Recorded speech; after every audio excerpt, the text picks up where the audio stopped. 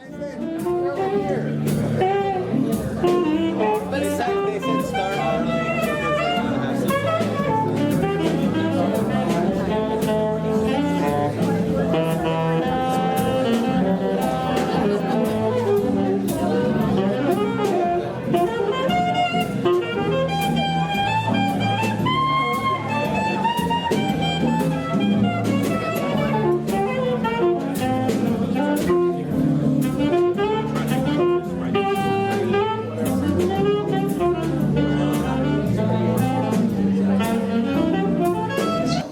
the volunteers that help so much, and we would be here.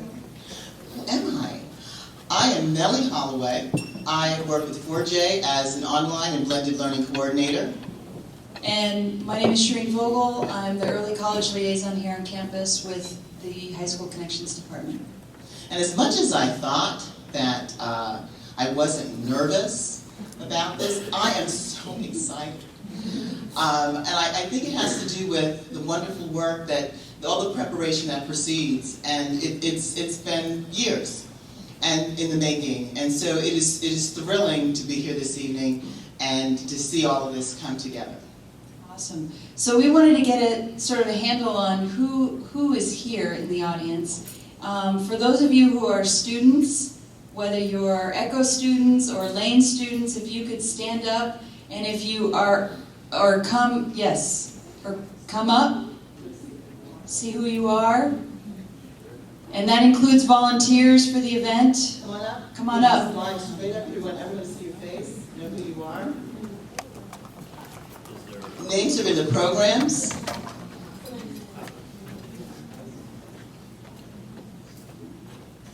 Awesome. Any others? Yes. I think there are a few out in the lobby. But we're just, yeah. Okay. Sure.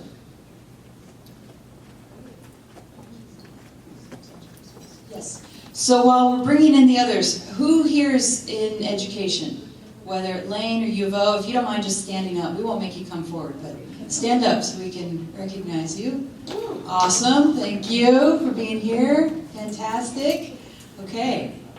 All right, if we could note, those of you that are with computer science in industry this evening, and the panelists, all the panelists are, but if you work with computer science and it's your livelihood, I see a hand, I see another hand. Oh, these are the shyer folk, I suppose. Shy. Okay. So come on, students, come up here, please. And also community and parents, if you would. Oh, and even, all right. So once you notice are there any groups we didn't mention? Professional membership associations. Professional membership associations. And which would that? So there are two of us here, one from the International Society for Technology and Education, and one from the Computer Science Teachers Association. I know, yes, this is fabulous. I know you, how's your videos? Well, thank you. And I guess a huge round of applause for all the students. And you guys are students as well, correct? Stand up. And we need to say a big thank you to the musicians, to our group. These guys are all Lane students in the jazz ensemble. So, and I don't know if you noticed, I'm just going to point out one little tiny detail. They created songs using lyrics about coding and programming and such. So, was that true? Or am I making that up? Well, we were intending to do that, but we hit standards. Okay, that's great. But you were intending. That was cool. Another event, and Autumn Leaves, one of my favorites. Okay. Thanks again. All right, and students, thanks so much. Wouldn't have happened this evening without you. If you wouldn't have a seat. Thank you. So, Several of you probably have already gone on the computers and filled out, there's a survey that Joanna Good created. We were hoping that whichever, if you're a student or educator, wherever you're coming from, to answer this one particular question, we're going to be putting the information together and using it for a later date. And so here's the question. So if you can wait till we're done with the panel and make your way to one of the computers at the kiosk, and make sure you do that before you leave, that would be greatly appreciated. And go ahead and just have a look. We have a video. Hi, I'm Leah. And I'm Tanya. And we're lucky enough to be studying computer science. Hi, I'm Tanya. We think it's terrible that 90% of schools don't teach it. They definitely didn't offer it at my high school. So we're trying to make this video to show that anybody can learn. We want to get 10 million students to do the hour of code. Hour of code. Hour of code. The hour of code. Hour of code. Hour of code. Hour of code. How do you get him to guess the sunflower? He needs to do some actions. I got it. And then we'll run it and see what happens. Amazing. There we go. You just wrote your first program. I wrote it? Yeah. This is the code that you just wrote. Very awesome. I thought like code was like FBI, hacker, tables and stuff. A little bit of problem solving, a little bit of logic. It's like instructions. Programming is a lot easier today. Don't just play on your phone. Program. Awesome. How does someone go about getting a job? Maybe take an online class, find a class at a community college. You can get one of the best paying jobs in the world. I think medicine's moving into the whole computer age. Technology touches every part of our lives. If you can create technology, you can change the world. So we're excited that you are participating in today's Hour of Code. We just did 2 lines of code. 4 lines. 7 lines? 5 lines. 5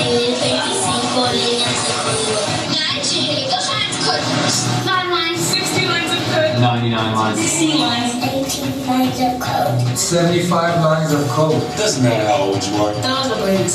Hour of code. Hour of code. They are programming a code. The hour of code. The hour of code. The hour of code. Whether you're a young man or a young woman, whether you live in a city or a rural area, Everybody in this country should learn how to program a computer. I just completed the hour of code. It's actually really easy to learn. Girls should learn this too. Understand that language that's going to be the future. anyone can learn computer science. You can learn too. Jack Dorsey, Mark Zuckerberg, Bill Gates, all of y'all. I'm learning. Give it a shot.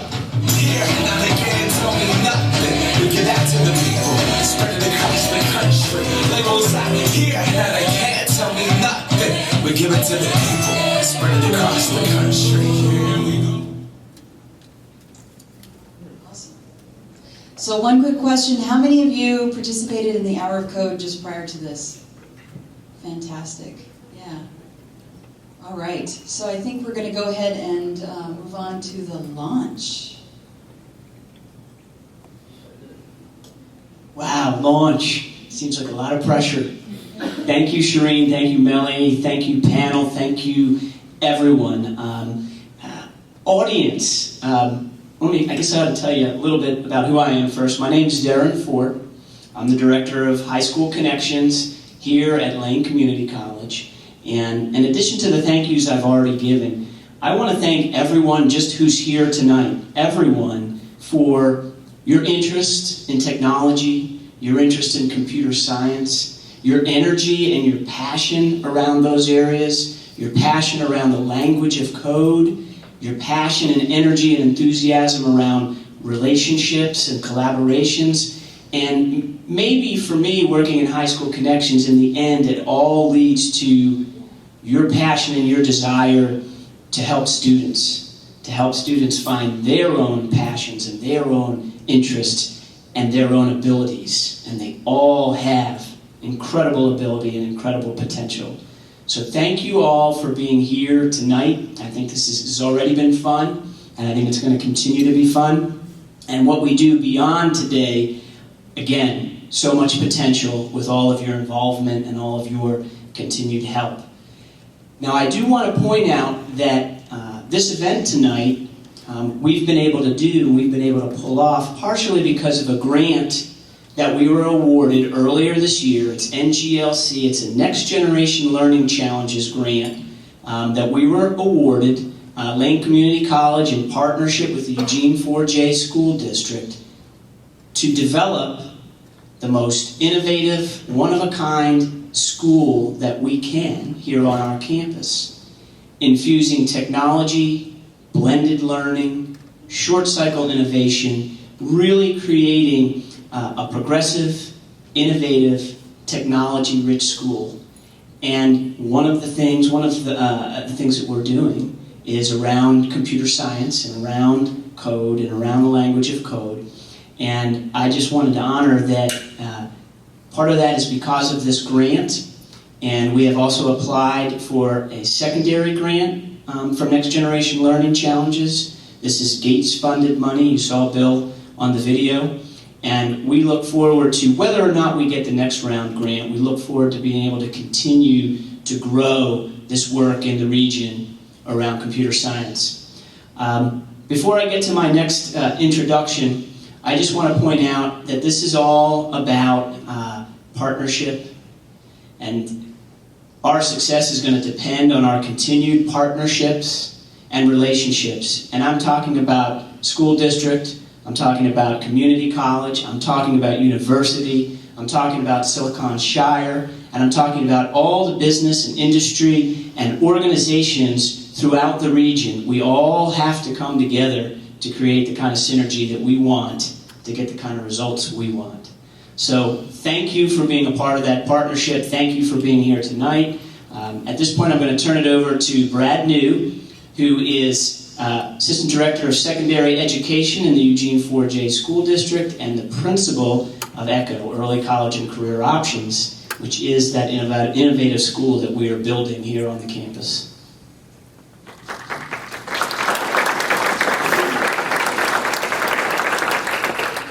Thank you, everyone.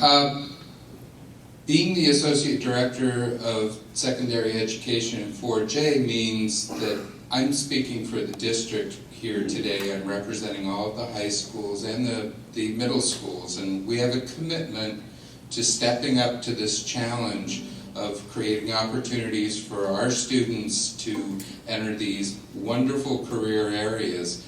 As the video pointed out, there aren't a lot of computer science programs in high schools across the country, and 4J is no different. Our goal is to have a computer science program in each of our high schools. This spring, we're going to have computer science education at South Eugene High School and also here at ECCO.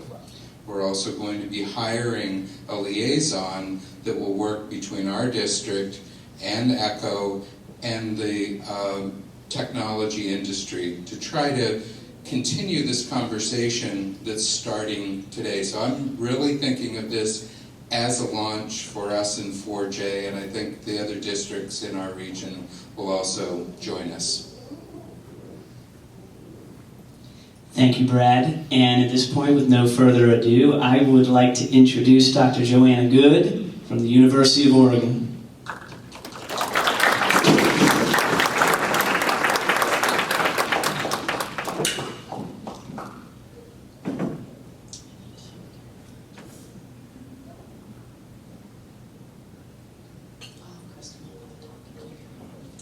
All right, thank you everyone for coming this evening. We are very excited. I'm from the University of Oregon. My name is Joanna Good, and we are co-sponsoring this event. University of Oregon has been working very hard in the College of Education to make sure that educational and social systems work for all students. And as we talk about computer science education in particular, thinking about how we can make the current system, as Brad and Deron just suggested, more accessible for a broader stratosphere of students. So what I would like to do tonight, and to back us up a little bit, is talk a little bit about computer science and education in general and what we've learned from the national community to situate the conversation here in Oregon and for 4J.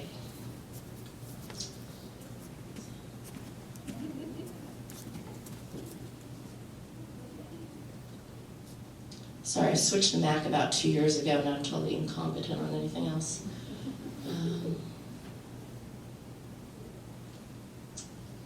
Is there a button I can push to start show?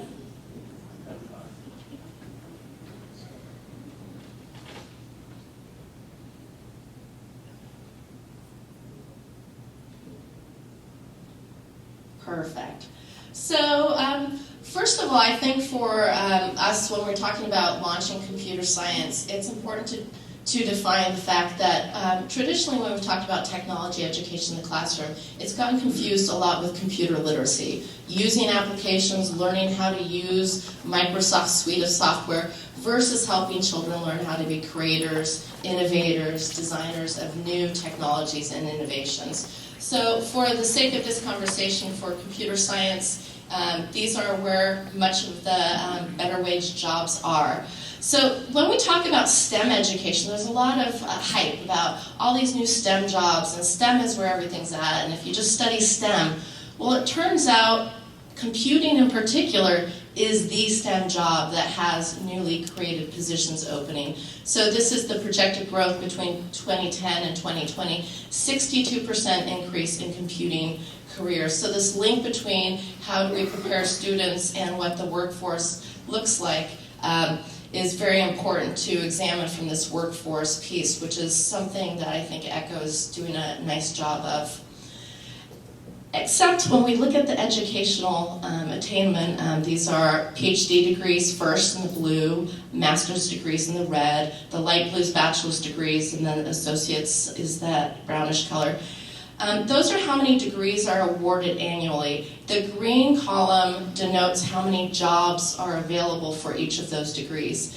And so you can see, perhaps in social sciences, we're producing a lot of people with bachelor's degrees, and of course, how you categorize as jobs depends. But we are not producing enough students across any of those different degrees to meet the jobs that are being projected. So certainly we have to start building this talent early on in order to get students into these very well-paying careers. And yet, the opposite has been happening over the last few years. There was a great rise with the dot-com folks coming into computer science majors, wanting to be part of that industry. And then around 2004, a steep drop as the dot-com bust happened. Folks thought jobs were being outsourced, nobody wanted to be programming anymore, and the freshman students intending to major followed that trend. We've seen a slight increase the last couple years, but just a slight increase. So it hasn't been encouraging to see all these jobs open up, technology sweep through our social lives, and yet the educational system get worse instead of better. So this presents a very good opportunity as well. Computer science AP, these are the best data we have at the high school level for who takes computer science. And you can see that test takers for computer science right now are about 30,000 people. Compare that to environmental science, which started around the same time and is already up to 100,000 students. Again, thinking about where the jobs are, this doesn't make a whole lot of sense that the fewest students of all study computer science at college, or college-level computer science at high school, and yet those, again, are where future opportunities might lie. And then we get to some of the broadening participation concerns, which is computer science, not only is it sorely neglected just in general, it's the most segregated subject in terms of both gender and racial diversity. So even physics is 31% females in computer science, in AP, but the computer science course taking rates for females is only at 19%. And this is inched up over the last few years, but certainly not enough. If you look at students of color in computer science nationally, it also follows the same trend of being the most white and Asian subject compared to all other advanced placement subjects. So zooming back to Oregon, this is much closer to home. From 2010 to 2013, we actually had an increase in AP tests takers from 72 to 178. That's more than doubling in just 4 years. That's pretty encouraging here. The number of girls during this time rose from 9 to 22, but only accounts for 12% of test takers. So 19% national average, which is shameful. 12% in our state. And then only 2 Native Americans, 2 blacks, and 3 Latinos in the entire state took computer science exam, and none of these students of color were girls. So there were no students of color who were also girls taking advanced placement computer science last year. So these numbers demonstrate both a moment of increased opportunity as well as a reminder that these vast inequities happen in computer science, and as we grow these sorts of programs, we have to pay attention to how these inequities might be further exacerbated if we don't pay particular attention. So briefly, looking at equities in computer science classrooms in general that lead to these results, we found in research that technology is not a great equalizer. In fact, it somehow produces 2 different sets of opportunities. Some opportunities as creators for some students, opportunities as sort of users for other students. And then belief systems from teachers and counselors about who belongs in computer science varied when talking about different groups of students. And we came up with a term of preparatory privilege about how often teachers, educators, even industry will talk about students being the best and the brightest, or sharp, or naturally inclined to computer science. But if you back up to their childhood, these were the same kids who were in computer camps, who had robotics kits at home, who had all this preparation and all this privilege, and then it became naturalized as ability by the time they showed up in classes or for jobs. And schools, instead of disrupting this, just continue to lead it on. So looking forward as we grow computer science educations, 2 pathways: computer science for the elite. This is the approach of identifying future talent for these jobs, versus computer science as a 21st century foundational skill that will apply across careers. Will apply if you're going to be in medicine or a teacher or any other career, that it has this application for all students, not just the preparatory privileged. And so nationally, 2 courses have been making great gains in doing this work. The course that I'm involved in, Exploring Computer Science, as well as the new Advanced Placement Computer Science Principles course that's being developed. And that's really developed with these concerns about inclusiveness and broadening participation in mind, while also having rigorous computer science content. And you can see the link there. So, curriculum, professional development, policy assessment. These are the things we have to keep in mind as we grow these programs. It's not enough to have curriculum released without a vibrant professional development for teachers. It's not enough to have the PD without the policy support, as we see here. The fact that administrators are behind supporting the development of a new course in PD for teachers is important. And certainly, as we grow programs in this educational climate, having assessments that are mapped to the course is also important. I'm not going to go through all of these things, but the piece that I'd like you to take away from this is computer science is no longer about the content by itself. It's no longer about programming commands by themselves or robotics. It's about learning how to do computer science, how computer scientists practice, how they collaborate, how they communicate, how they break down problems, how they put algorithms together. So for folks who know the new science standards, this idea of content right next to the practices of doing science is very much aligned and has opened up new ways and new entry points for people doing computer science. I'm going to skip that.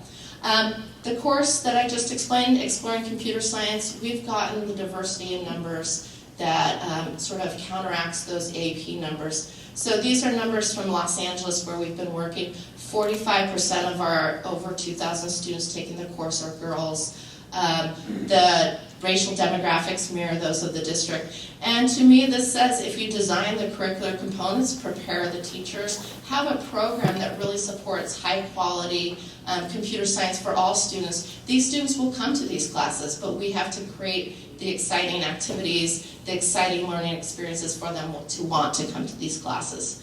So expanding nationwide, and the last thing I'd like to say, sort of as we launch computer science here in Eugene 4J, thinking about this launching metaphor, make sure we're launching in the right direction, right? We don't want to launch and go in ways that are going to stop forward momentum with bonding, participation, and computing. We want to be purposeful about recruitment, about teacher selection, about curriculum, so that all students are being pulled into the classroom instead of creating gateways that keep them out.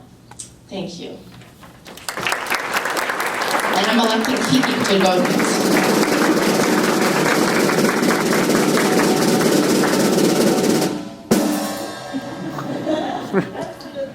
Wow. Okay, well, thank you all for coming. I am Kiki Protzman, and I'm the Executive Director of Thinkersmith. So you got a nice education, so to speak, in the state of computer science as it is right now. For a long time, computer science has been a college subject, something that's happened at universities. And often we find that as people approach those classes and get dropped in college, they feel like they're the only ones that didn't have prior experience. So they feel like everybody else knows more than them, and they get intimidated out of computer science. So if you look at any computer science program almost across the nation, you'll see that their 100 level is full of people, and it's much more diverse. But as it gets up into the 200, 300s, and beyond, those diverse populations start to fall out. And research shows that a lot of it has to do with the age people began programming. In fact, those that do persevere, women that persevere, many times they had a role model in their life that had something to do with STEM in some way or another. So one of the things that Thinkersmith is looking at is the possibility of bringing computer science down to as young of an age population as possible.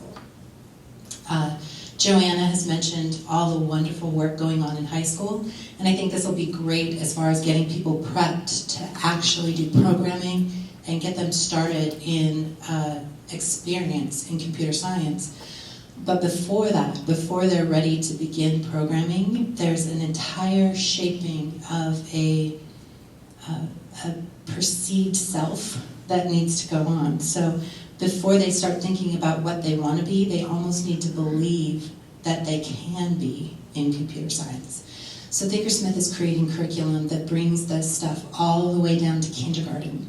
And recently we've started looking into doing a pre-K curriculum, and it all looks very different at that age. When we first started talking about doing kindergarten for a second grade curriculum, we got teased quite a bit.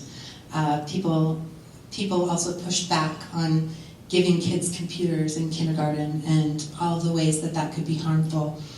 And we responded by saying that's not necessarily what we're asking for. Just like you don't give a child a graphing calculator in kindergarten and say we expect you to do differential equations or any of that type thing. You give them the correct preparation at the correct age. So we developed curriculum that starts with arts and crafts and games, and it uses their full bodies, and it uses their hands, and it uses motor skills. And it gets them to learn the proper vocabulary and gets them to understand the logic behind what's happening. It just prepares them, and it's a lot of fun. And I would encourage people to talk about bringing computer science to every age. And if your school doesn't offer it, inquire about getting an after-school program. Because oftentimes after-school programs are gateways to including classes. So that's what I have to say about that. And we're not necessarily going in order, but maybe we can... Okay, well, I'm going to call on you, Mike.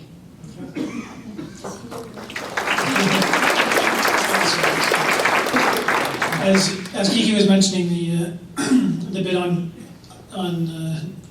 college and what you know before, and I was just thinking about my experience with the computing and technology. I dabbled with things in high school, middle school, had a computer early on, loved sort of playing around with things. And then I remember I took 2 classes in college. The first one was a scheme-based class, and I thought it was great. It was a great book and teacher and fun.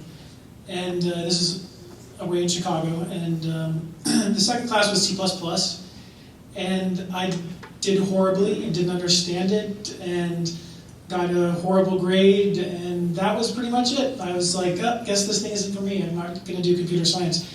It took me, after college is when I got back into it, and I was just doing something with databases, and I started just being fascinated, and started going and getting textbooks, and reading textbooks, and going through basically all the undergrad curriculum just from the textbooks. And it's interesting that there was those barriers sort of in college that I was just, I guess this isn't for me, it's C++, no, I just don't understand it. And I had that one bad experience, even after having a great experience, even after loving technology, being in technology for the last 10 plus years and just loving everything about it. And that one class was enough to be a barrier. I think the people that did well in that class knew C++.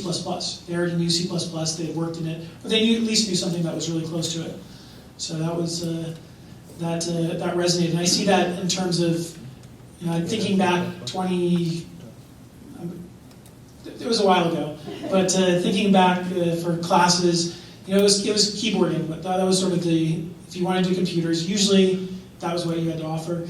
And there are so many places where technology and software development and programming at earlier ages is so important. And it's amazing. It doesn't matter really what the discipline is. I've worked with so many different clients across so many different domains, and when people have more of an understanding of how things work in terms of software and programming and how things connect, it makes it easier for them to do projects, do websites, to think through user experiences, to think through systems and system design. And there's a lot of overlap in hybrid, and especially if you get into the sciences and you want to do things, you're trying to answer questions. A lot of times those algorithms, they're very similar skills that go into computing that can help.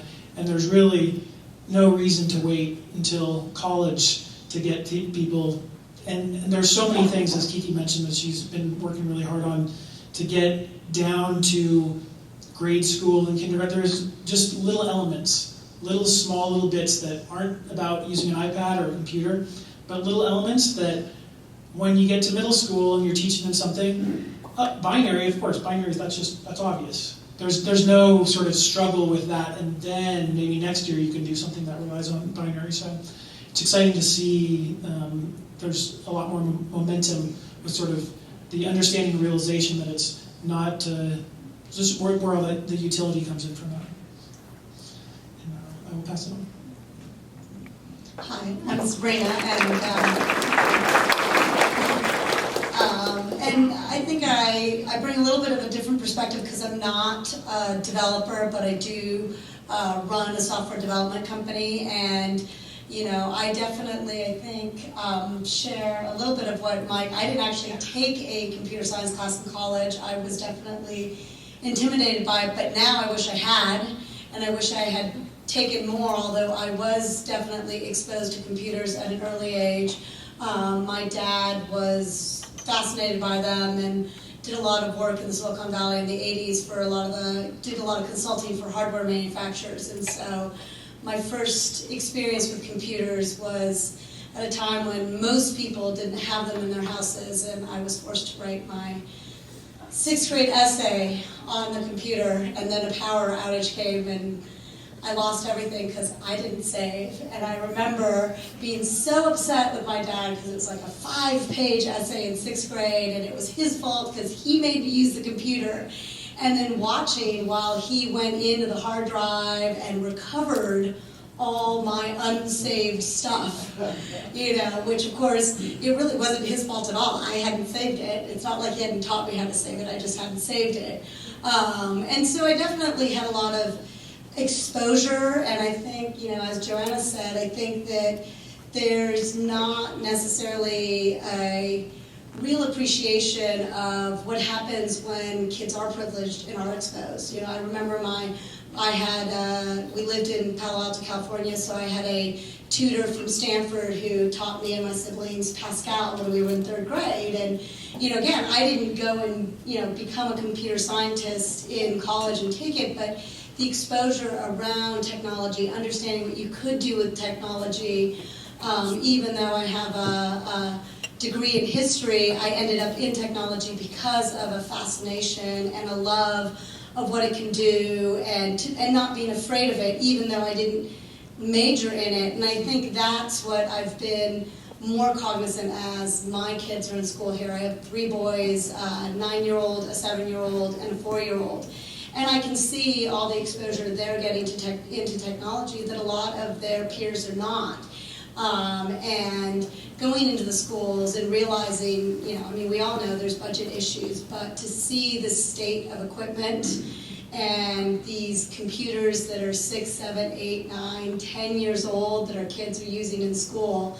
And so kids who don't have exposure at home are going to fall behind, and they're not going to be seen as having the aptitude. And I think that that's a really important piece as a community to start doing and to start figuring out, and things that Kiki is doing with Thinkersmith, and to support, and as a community get out there and do some fundraising and get a lot more awareness about it's not just that we don't have enough teachers and the classes are too big. I mean, there's big chunks of curriculum that I think are just missing.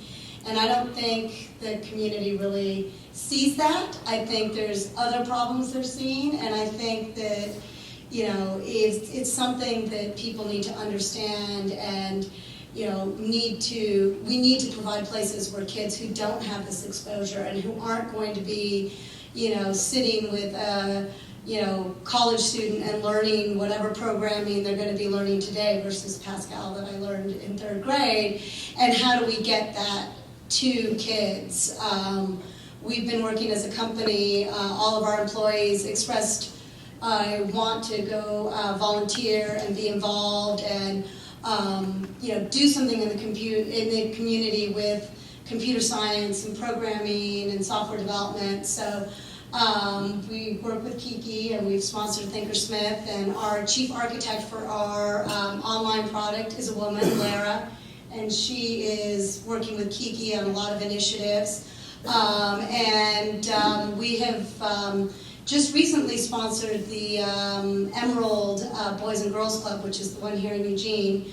And we went down to see the facilities because what we wanted to do is teach them some classes. Our developers really wanted to go down and teach some Java and JavaScript and Ruby on Rails and just do some fun things with them.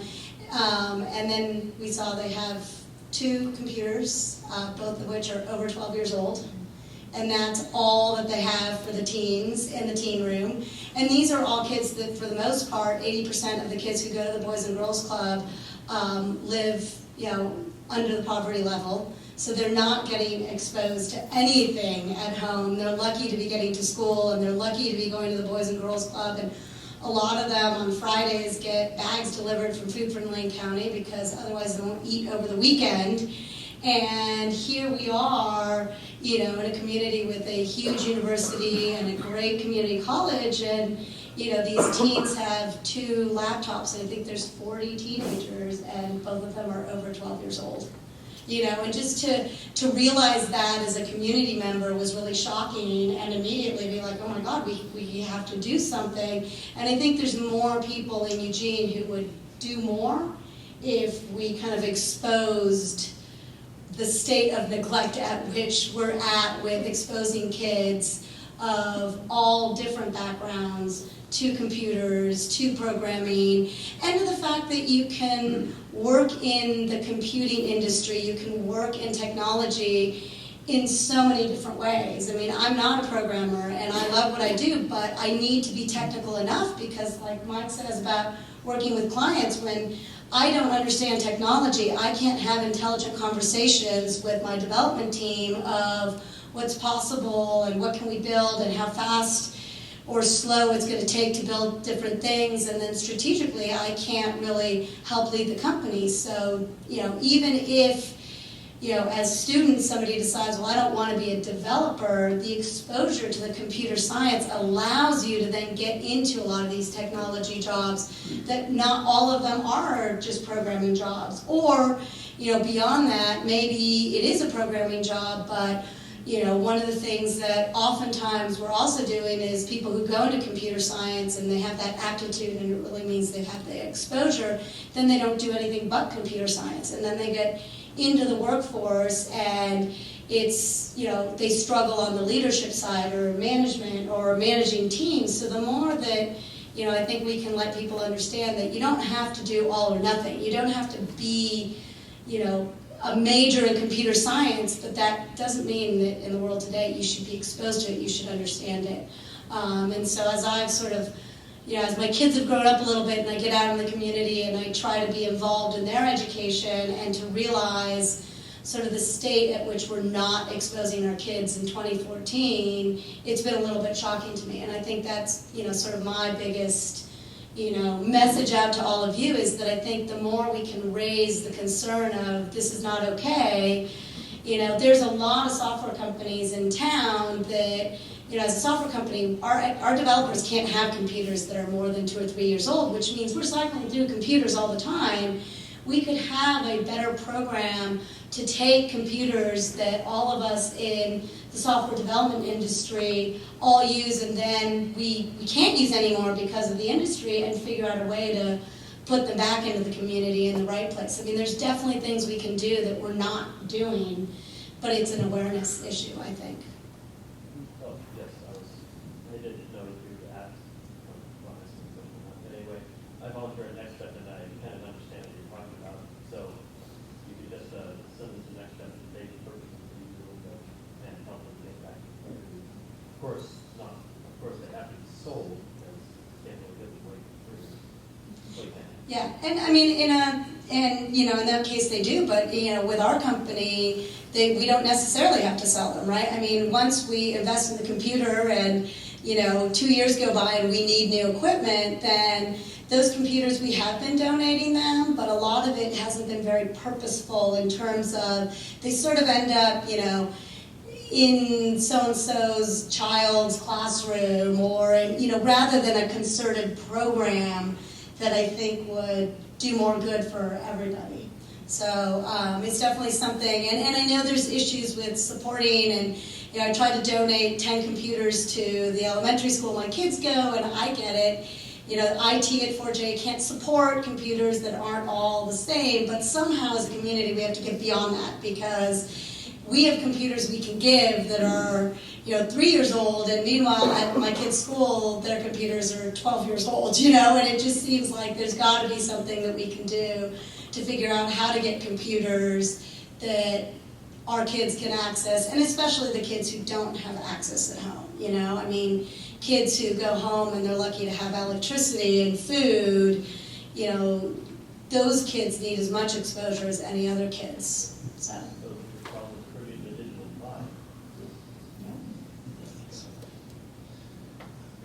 I'm Jerry. I'm Jerry Minahan, and I'm a cooperative education coordinator here at Lane Community College.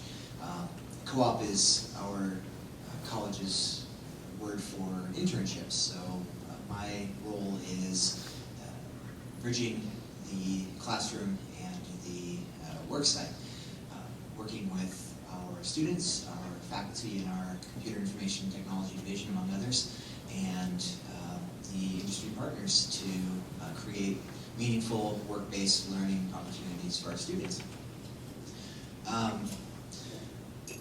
Why I'm here tonight, I think after seeing Joanna's presentation, I think that's why I came tonight, was to see that, because it was really encouraging. And for students in the audience, I'm hoping, and parents for that matter, I'm hoping you're very encouraged by the green bar in one of those slides, which was the gigantic need for information technology professionals in the next decade.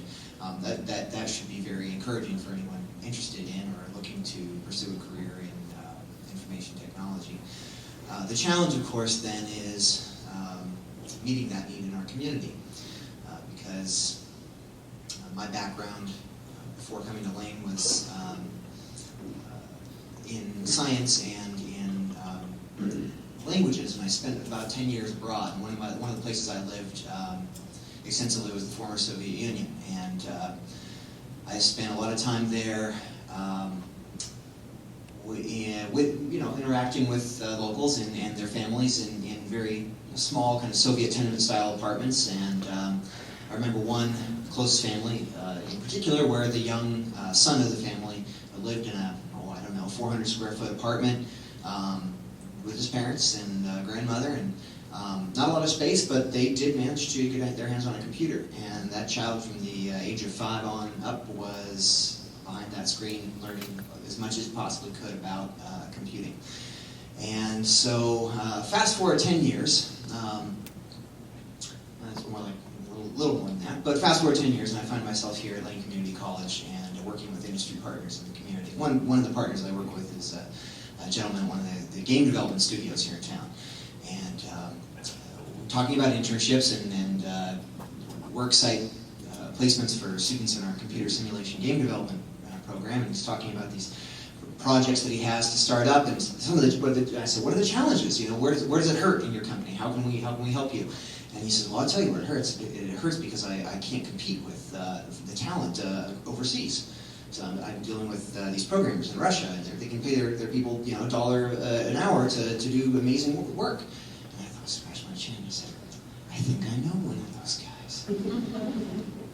And it all came full circle, and it really does, because we're a community college, and we live in a community, and we have needs in our community. And part of the needs, Joey in the slide was a little bit more global. It's probably talking about national needs, but here in Eugene we have the Silicon Shire, and we have IT is an indelible part of our local community economy, and we need to figure out how we're going to address those needs locally, and hopefully be able to create a vibrant community from within, not necessarily having to constantly compete with and constantly outsource from places outside of our own community. It would be great if we could learn how to fill a lot of those positions. And I think Deron in his introduction really hit on it. A lot of it's just going to be about collaboration. It's going to be about figuring out ways to bridge the gap between educational institutions, local businesses, and our co-op program is a great example of how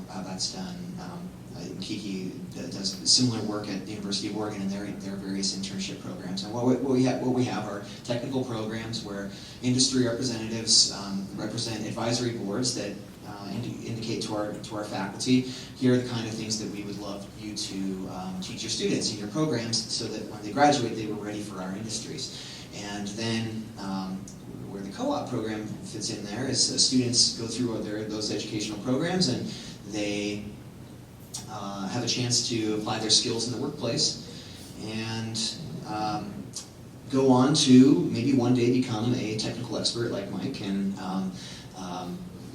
get a fun and interesting and stimulating and professionally constantly developing job, and well paid, yeah, shall we not say, in IT, particularly a good job, and what they can do then is pay it forward, and it becomes a positive feedback loop where the supervisor then thinks, I went through that great program at Lane, and they really were in sync with industry, and they taught me some really great skills because they were informed by industry.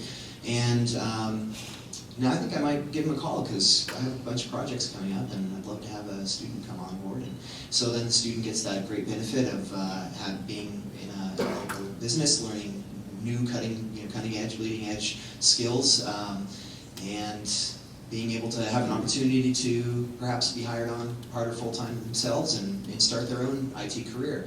And so it's a way that we are creating a pipeline in the local community for IT talent. So I'm really happy to be part of it, and another great reason I hope the students are here and benefiting tonight, and parents to that degree as well, is meeting new people and doing a bit of networking with each other and finding out who's who, and perhaps later on you'll have a chance to expand those relationships, and you never know where it's gonna turn out. So that's all I'll say.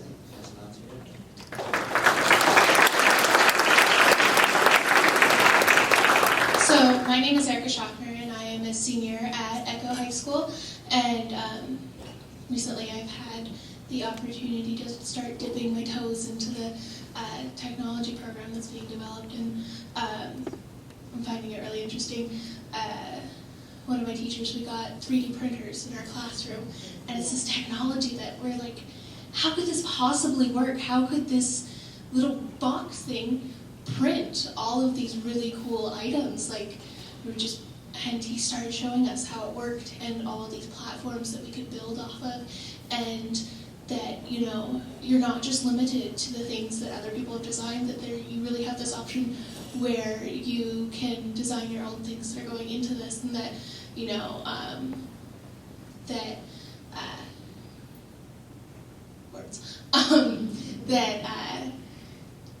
you really have all of these great opportunities that none of us really knew were out there before.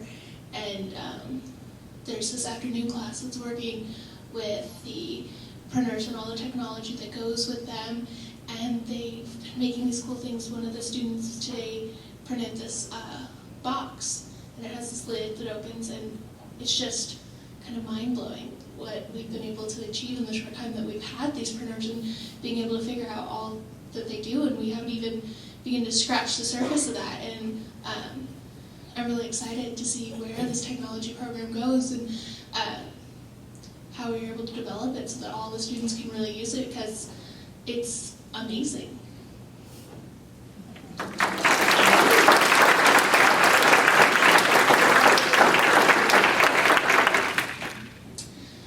Good evening, I'm Brian Bird, and I teach in the Computer Information and Technology Department here at LCC. And I didn't bring anything as cool as a heart-shaped box printed from a 3D printer. That is really cool. So I'm relatively new to LCC. I started teaching a little less than 5 years ago. And before that, I worked for a company up in Beaverton called Axion as a programmer. And one of the first classes I taught here was C++. Probably not the one you were in, but I had a lot of students who had the same experience. So, you know, I thought I was doing a great job of teaching the class. And when I started teaching here, we'd have about 100 students a year who'd start in C++. And you know how many made it to the third term? Usually about 20 out of 100. And so that kind of blew my mind. You know, I was a new teacher, and I didn't think I was doing anything different from anyone else, and actually no one else was having any better success than I was. And kind of jokingly with some of the other faculty, I kind of done some informal surveying of my students, and I said, well, I think the best predictor of success in C++ is already knowing how to program, you know, which I thought was kind of funny, but it was actually kind of true. And so when Joanna did her presentation and talked about, you know, prior experience, and Mike mentioned he thought the guys who made it through C++ already knew how. There's a lot of truth to that, and so just hearing about 4J incorporating computer science into their program, that's really exciting. So I do want to say that we have a lot of students who start out in our programming courses at zero. I teach all the way from the beginning, first term courses, all the way up to the capstone course. And I've got some beginning students who never really even touched a computer before, and they're making it, you know, they're learning, and they're going to make it, they're going to graduate. I have students who make it all the way through who can do that.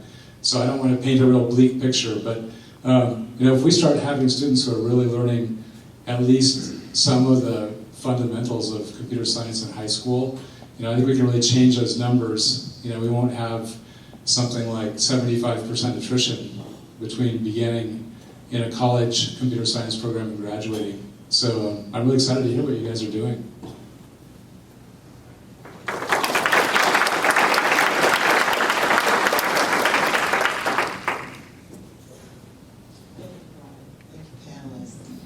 I think, as you can tell, our work is just beginning, and it is very exciting. But do note that the survey answers that you have, that you've left on for this evening, will allow Shireen and I to continue the networking so that those of you interested in internships, the computers that may be available, we're going to put something together that maintains the pipeline of information so that you can continue networking. Are there any, what time do we have, Shireen, in terms of time for questions, any? 7:20. Okay. Are there any questions that are, and if you would say your name and where you're from. I'm Sean, and I'm a student at South Eugene High School, a junior, and I was wondering when that AP class for computer science would be available at South, if it will be available soon. Answer that. Who will take that? So it's the CS Principles Advanced Placement course. It will be launched the school year 2016 to 17, and the first exam will be in the spring of 2017. It's going to be a very different course. One thing that's really interesting is it will be the only course besides art that has a performance component to it. So 2 of the questions will be released in November. Students have to have a collaborative partner, do the project activity, write it up in 2,000 words in English writing about how they work together, how they debug programs, how they tackle things, and that becomes part of their exam score along with a regular sit-down test in May. So it's a very much back to these practices, applied AP course like we've never seen before. I think it's going to be really exciting. So you'll probably have graduated right before it comes out. Sorry. But CS0 courses at universities, I think, Kiki, maybe you can speak to this, have been transformed a little bit because of that move towards CS principles. Yeah, we're definitely at the university level, we're looking more towards giving new entry points for people who think that they might be interested in computer science. So we have adapted some of our 100 level courses to take people from different entry points to feed them into the classic 200 level courses. So you don't so like the AP course? Some of them are very similar. The AP course, I think, is a really good combination of kind of bringing people slowly into programming. And we do have a few, especially web-related courses, that bring you nice and easy up to the programming rate. So it's not equivalent, per se, but it is similar in style. And you can often take those courses, especially I believe South Eugene, can take those courses on a credit transfer type basis, and you can take them over the summer, and they have really great summer courses. I used to teach them. I think I have time for one more question.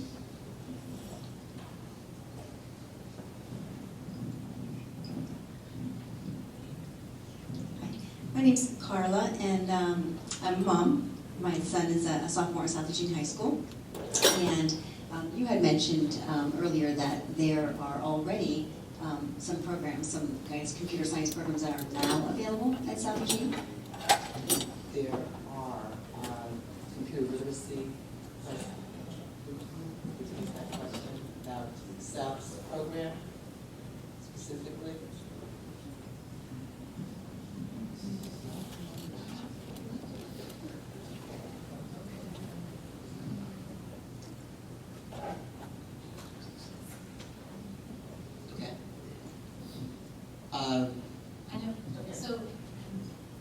I know that their current computer science teacher, she does teach courses that aren't necessarily the AP course, but she'll teach computer science courses that are more project-based learning, and she's driven based on the class and what they want to learn, and she's had many students from there go off into higher education in computer science and then into industry.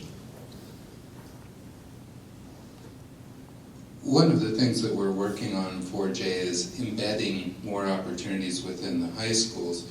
But there's also a program called DuckLink, and that's a program, an extension program of our high schools in cooperation with the University of Oregon. So any course that isn't offered at the high school, if you've exhausted the course offerings, the student goes to their counselor and talks about DuckLink and says, I want to take this course. We will actually, the University of Oregon will waive the tuition for that through our agreement with them. So it's available through the counselor. So we want to start embedding more opportunities that lead there. But in the meantime, that is one option for students in 4J. More questions?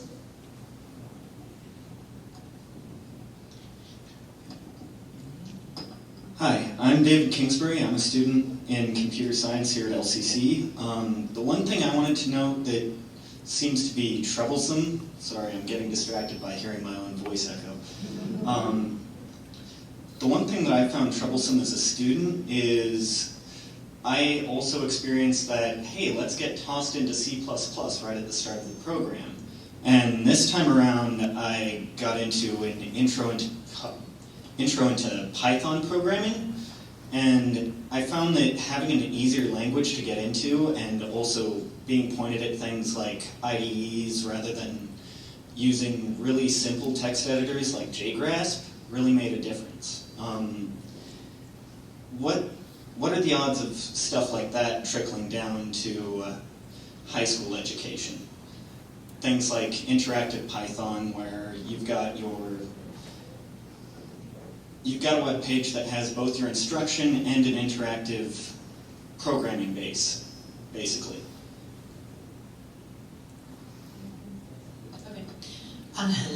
We've got one now. I don't know why I didn't say that into the mic. Yeah, so we've noticed that too at the University of Oregon, that giving an entryway through Python has actually made some courses more friendly. And when you say trickle down to high school, I think it's actually more, we have the opportunity now to kind of build some of those things as we pass through the AP classes and start building more. So feedback like that is really, really good.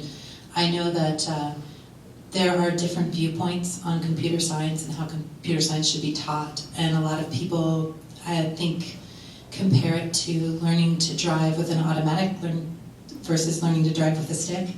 And they feel like if you can learn some of the harder principles first, and then you can translate them into other things later. However, you have to take the point of view of, well, what if people are just too intimidated to ever try driving that stick? So I think that being vocal about stuff like that and sharing your viewpoint whenever there's an opportunity, someone's saying, hey, we're trying to decide what classes, to share your story, I think that's really important. And I think another part with it is what is the curriculum? I've done a lot of tutorials in a lot of different languages since the C++ incident, but there are some tutorials that are wonderful. Sometimes sometimes it's an easier tool or language. Sometimes they have a set of IDEs or tools that are easier to use. But sometimes the tutorials themselves are just that much better. So I could imagine ways to walk people through C++. It might take a lot longer than walking them through Python. It might be going through different things. There are certain things that are more important to know early on in C++ that you can just kind of ignore in Python and go, oh, we can deal with that afterwards. But yeah, if there are getting those things down to younger and earlier levels, making them, and even college, even other levels, continuing to try to work on curriculum and sort of being aware of, are people getting this? What do people know when they come in? And sort of being aware that there's going to be people all across the spectrum. It can be hard if you have people that, I'm going to teach 50 people, and some of them are going to be here, and some of them, where do I aim with this? How do I do that, especially with limited resources and larger class sizes? So yeah, my hope and expectation is that improves and it trickles down into high school and middle school and kindergarten and preschool. All right, other questions?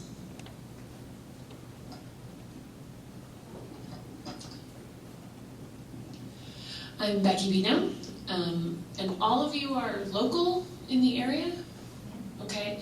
And you guys have lots of ties to 4J. What about, or at least it seems the Eugene schools, what about the outside schools, the rural? I come from Junction City. What kind of connections can we get into all of this, and how?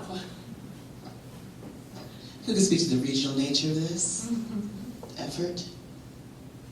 Would like to? Because this is a computer science regional launch. Take this one too. Okay. Okay. So Thinkersmith, we are global now.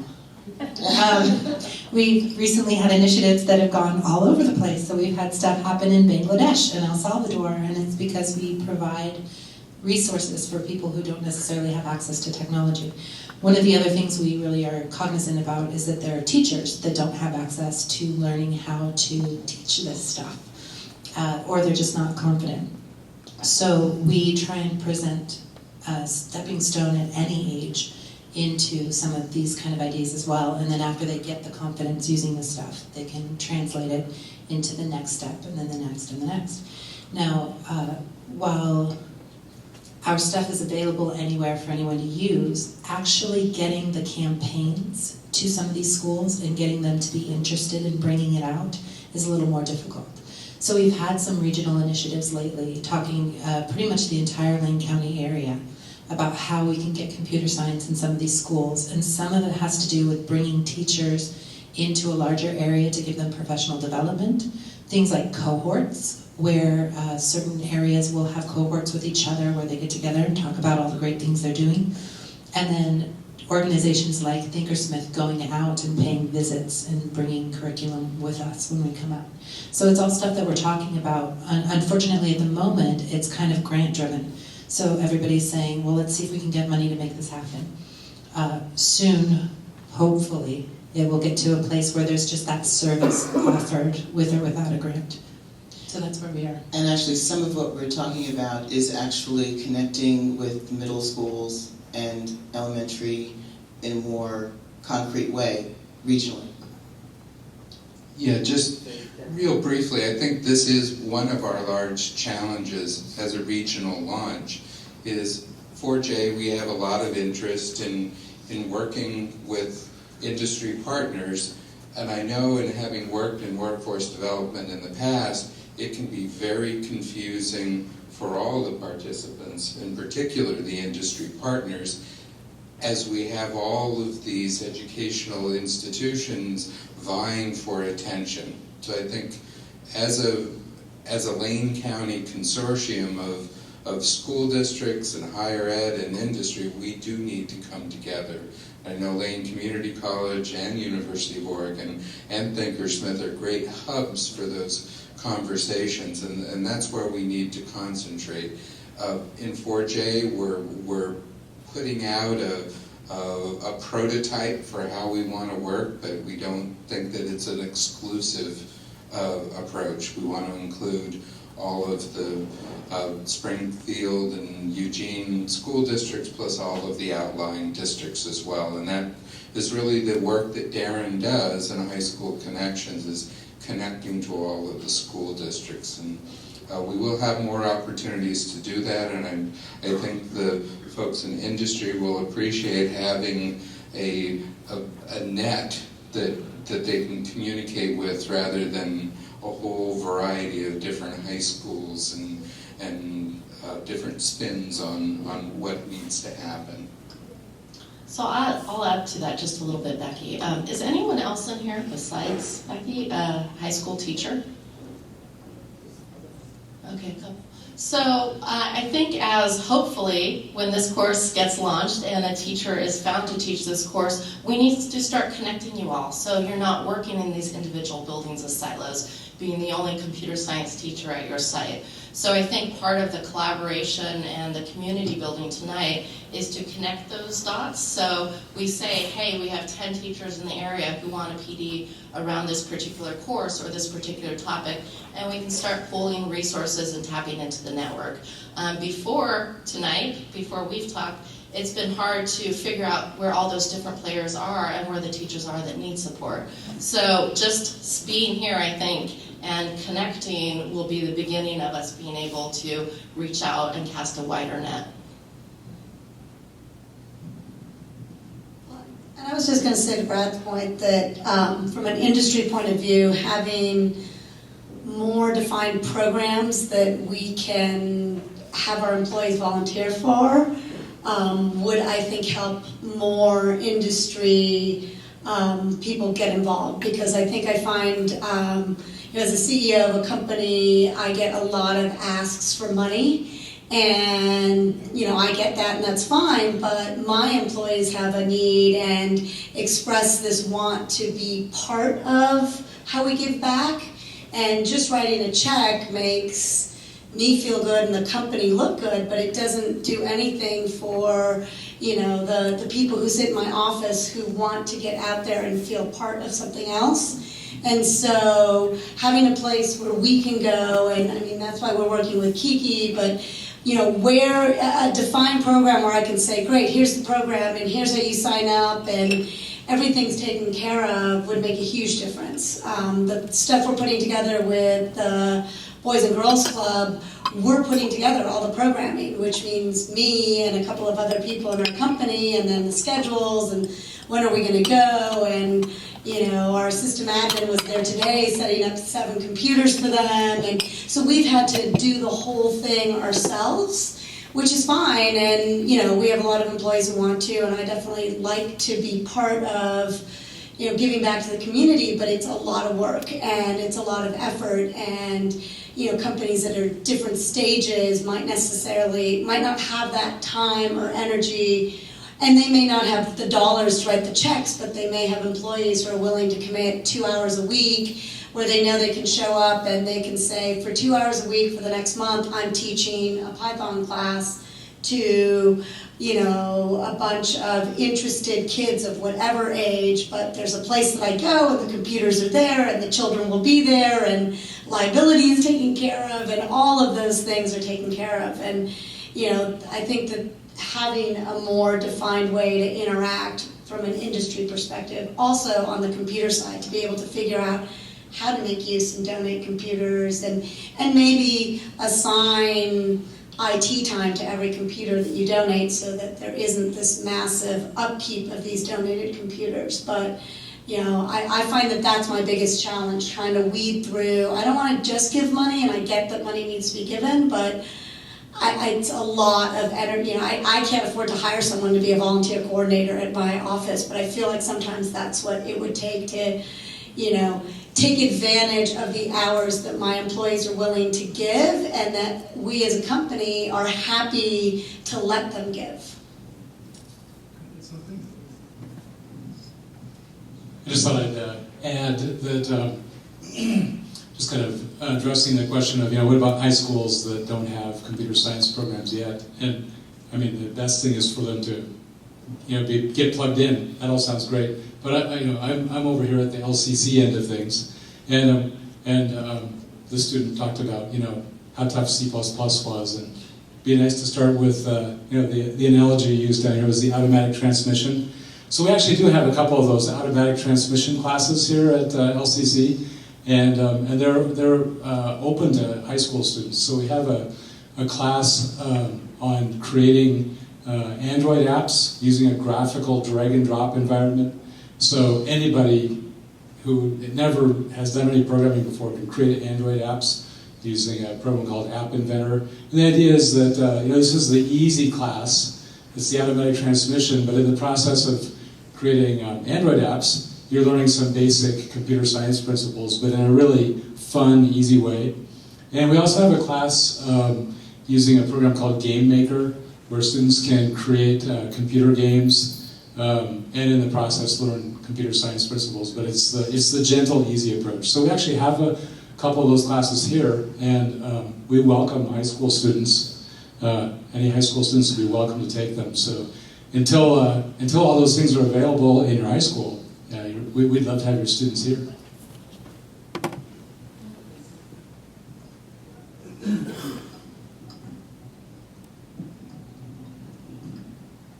And one other thing that sort of ties in with that, I've noticed a lot of districts and schools will just be in different phases. And you see this not just with computer science, but there'll sort of be, one school might be, no one really, knows that thinks that computer science is needed. And there might be one teacher there who sort of recognizes that. I saw that at South in the early 90s, who were sort of with this newfangled thing, the internet. And then sort of what happens is a lot of times it'll be from the bottom up. Someone, a few people, a group will come and say, this is needed, this is important, and they'll push on that. And they'll try to convince the principal. And sometimes that's going to be an easy sell, and sometimes not. They'll try to convince the school board, the district, whoever. And sometimes it's going to be an easy sell, and they'll find money. And other times it's going to take a little bit more work. And different districts and different schools are going to be in different phases of that. Because after a certain period of time, it just becomes sort of, okay, well, it's obvious. We need computer science. It's just like math and science and everything else. It becomes the sort of the standard.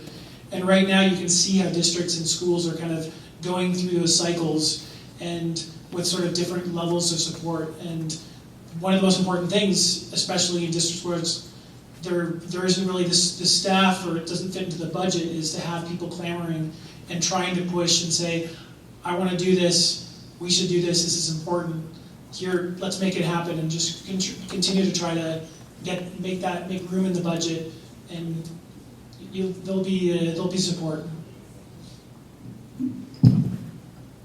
My name is Meredith. I'm an instructor at Lane, and Mel, this one's for you. Okay.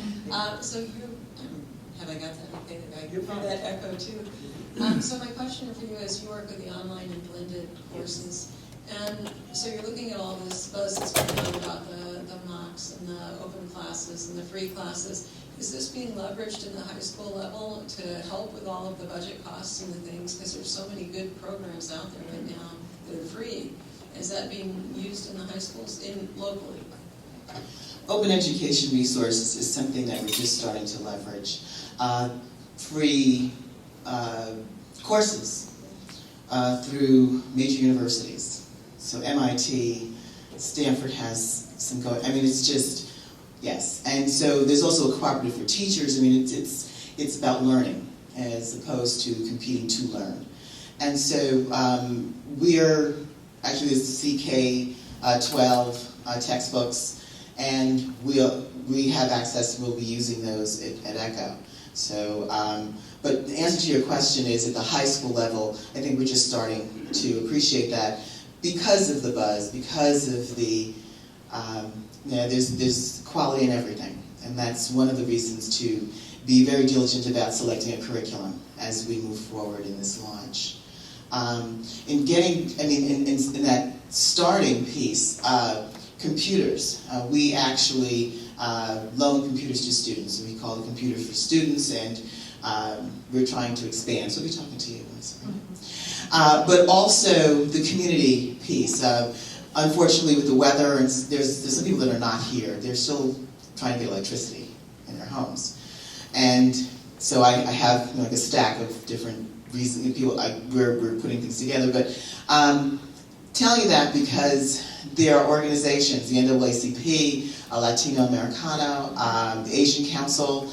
There's willing to meet on Saturdays or a designated time because there's 60 computers, and that LCC actually makes available to students, but people aren't coming.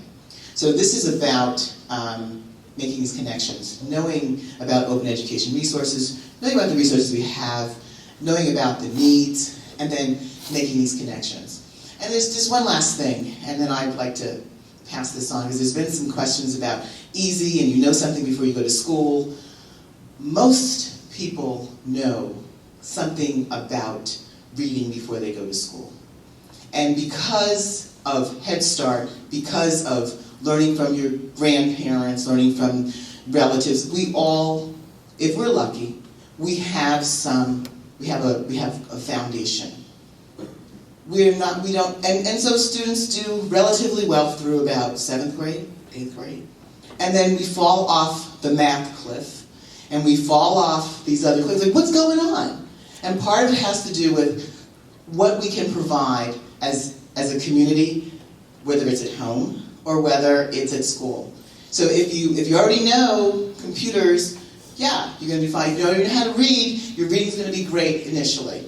But building those skills is something that teachers, that the community is about. So I don't look at computer science any differently in terms of success. Because if you have, you talk about privilege and taking advantage of it. But if you don't have it, well, then it's obvious we need this collaboration or for students to be successful. And I think that is going to be much more possible for those at first that we're able to link as we grow. And that's why this curriculum is so important, because it actually has, ECS, realistic thinking patterns about what's on a student's mind, what we do in everyday life, and linking it to computer science. And so I'm really interested in this, excuse me for saying experiment, I love science, but this practice, so that we can all benefit as a community, and students can be ready in our region. One more question. I think one more. Let's hope we can go to about 7:45. Okay, that was a tremendous wrap-up, so I don't really want to follow it. But I'm Nancy Vrymuth. I teach at Kennedy Middle School in 4J. And at our school, we teach robotics, and we teach Scratch, and we think we're teaching some computing skills for these kids, programming skills. So we think we're making some good progress. I just want to point out that in the robotics offerings for kids, it seems, first I wanted to echo what you had to say, Mike, about whether we're actually supporting it universally through the schools. And we have to be very concerted in our effort, because what I'm observing is at our middle school, we're teaching robotics mainly because one person has an interest in robotics. And the day I retire, who knows what's going to happen next. So, and a lot of kids do get exposure to programming in their first try through programming the Lego robots, or for instance, the First Tech Challenge robots in high school. So my kids are going to move on to their 9th grade year this next year and hopefully get started programming in Robot C. And so it's just for people who are feeling a little bit anxious, like the person who is the high schooler who is saying, well, I'm still not going to be I'm not going to be at South in the year 2016. I just did the math and you'll be gone by then.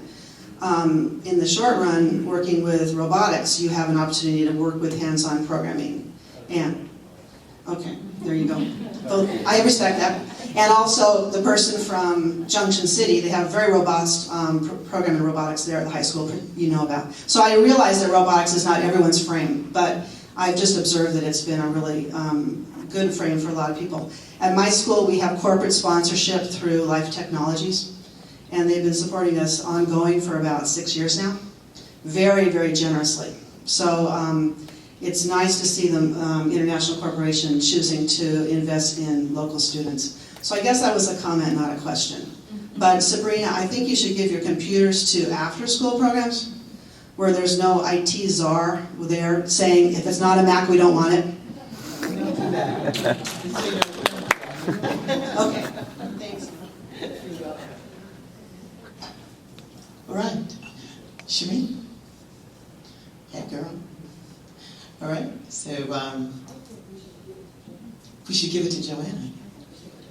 I say, well, we'll give it to both of them. Can you sing a duet?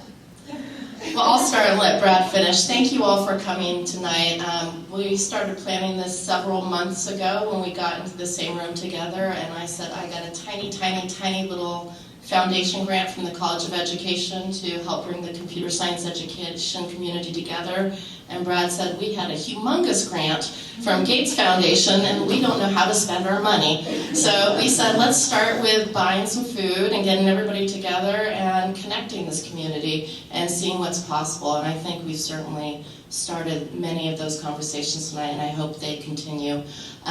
We'll take those survey results, do sort of an asset inventory about what resources we have in this community and how we can connect one another, and we'll be sure to send that out to attendees.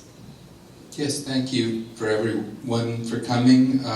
Hearing all of the voices and all of the different perspectives is part of our picture here in Lane County, and something it's going to take us some time and energy, and our district is committed to that. We're also committed to working with other districts in creating the kind of environment where students can access great career opportunities. Thank you. So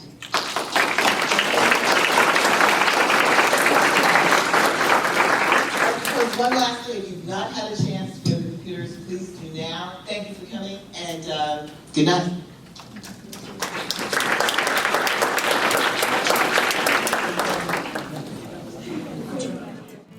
Lane Online. Learn, unlearn, relearn.